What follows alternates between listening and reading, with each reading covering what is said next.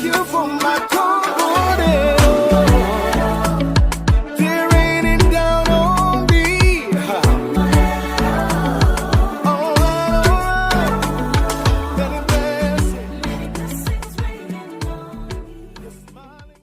Hey, we're right back here right now on channel 2933 KTV on DSTV, and I'm your host, Pastor G, and we're talking to Albert Betts Mtengwa, a music producer, entrepreneur, into tech, all sorts of things. Now, we're talking about your musical influences, earlier music influences, Churchill Jazz Band, and we're talking about the pipe band. Now we move as you grow in that musical with all those musical influences. What then leads to the formation of Purple Pride Family? All right. So Purple Pride Family, the formation was in 2012. That time I was in varsity in Cape Town. So for me, it was actually a calling, because what then happened is that in 2011 I received that calling. God had a purpose for me, not because it came as I'm not supposed to be the Albert who's only playing the keyboard for the people, but I'm now supposed to transform other young people who are just like myself, such that they will get to know the strides in terms of music, because trust me, it hasn't been an easy journey. So I felt that I had to get that platform to groom other young people to play the instrument. And also to realize that it's not, when we are talking of gospel, when we are talking of ministration, it's not about just being good in terms of the singing or being good in terms of the playing of the keyboard. But it comes in with having that relationship with God, who's the one who gifted you, who's the one you're supposed to minister to. So this was now a platform which I had to make an impact to a larger audience, not talking in terms of our fans as Purple Pride Family, but audience in terms of the people who I am nurturing, which is the choir itself. Right. So 2012, that's when I then started the Purple Pride Family movement with people from different churches. It actually started with young people and also older people who were actually maybe 10 years older than me, who believed in the vision. Now, you're talking a lot about, just church, and you're talking a lot about God, and that it was a call from God. What's your background in terms of your relationship with Jesus Christ, and also the church that you grew up in, that helped those of how foundational as having this relationship with Jesus, and also with in terms of just your church background, how foundational has it been to even your music ministry with Purple Pride, or even wider than that? Yeah, I thank God. My parents are pastors. They actually started their in terms of leadership, in terms of church, they started it in a church called Fountain of Life Ministries. So that's where I actually grew up, and that's the church which I actually attended.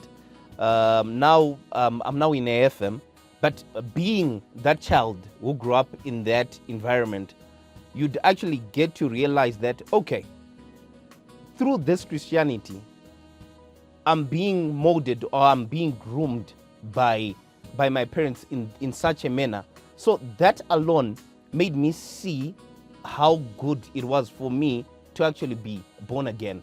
Not being born in a Christian environment, but I had to make that step to be born again. Because being born in a garage doesn't make you a car. A car.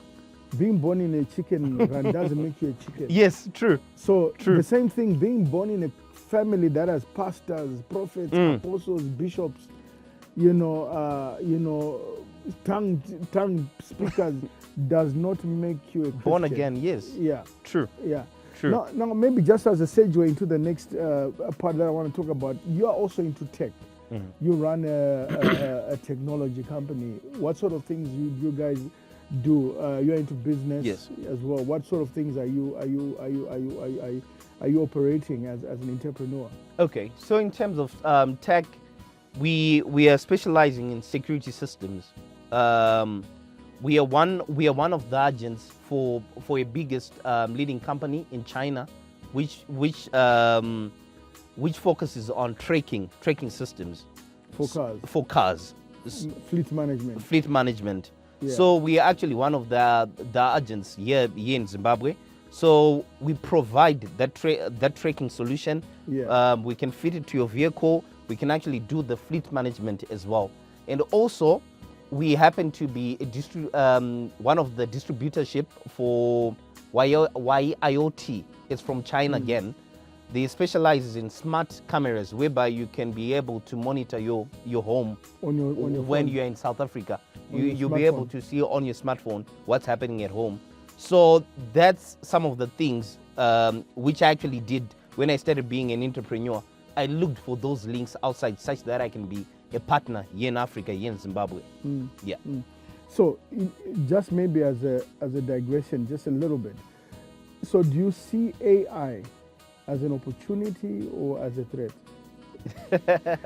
Because there's been a lot of conversations around the whole issue Yeah. of artificial, since you're into tech. Yeah. For me, interesting enough, I had that discussion with my younger sister, Almanda.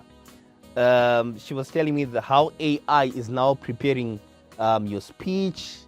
You can have a well-written speech for whatever you want, any event you want and everything. So I would take it as something which enhances or something which complements what you know already. Because my argument with there was that do not lean on it. It will make you more like a slave, in the sense that you cannot think anymore. Maybe you're given a topic, present on environmental awareness. You're just going on AI or chatbot speech about environment awareness. You're just going to read what's written there. But be a person whereby you challenge your mind.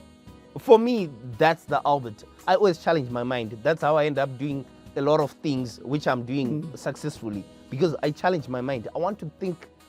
If I'm to think myself first, I'll then ask AI, so what do you have to say about this matter? And then maybe I'll just borrow 1 or 2 points from what AI is saying. Right. So I think we're supposed to take it as something which is supposed to enhance us. Yeah. Yeah. I thought it would be just an interesting question, just from a point of view that since you're into technology, you guys do a lot of things, smartphones, gadgets, you do all this tracking system. So I thought it was just and for me, I think AI is an opportunity more than a threat.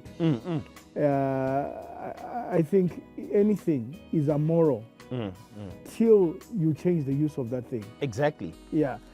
Anyway, we are having an interesting conversation with Albert Betts Mtengwa, who's an entrepreneur, also a choir director, as well as a musician and a producer, as well as the manager of the Churchill Bagpipe Band. But anyway, we'll be back after the break. Don't touch the remote. See ya. Thank you for my call.